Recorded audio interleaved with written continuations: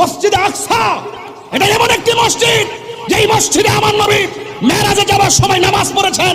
এই মসজিদ সেই মসজিদ যেই মসজিদের পাথরগুলো একদম সমুদ্রের তলদেশ থেকে জিনদের মাধ্যমে উঠানো হয়েছে। প্রত্যেকটা পাথরে সূরা ইয়াসিন লেখা ছিল।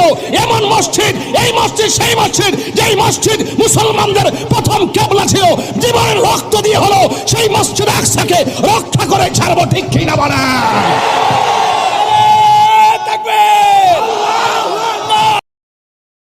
মসজিদে আকসা এটা এমন একটি মসজিদ যেই মসজিদে আমার নবী মেরাজে যাওয়ার সময় নামাজ পড়েছেন।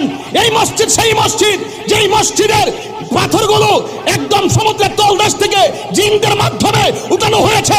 প্রত্যেকটা পাথরে সূরা ইয়াসিন লেখা ছিল। এমন মসজিদ, এই মসজিদ সেই মসজিদ যেই মসজিদ মুসলমানদের প্রথম কিবলা ছিল।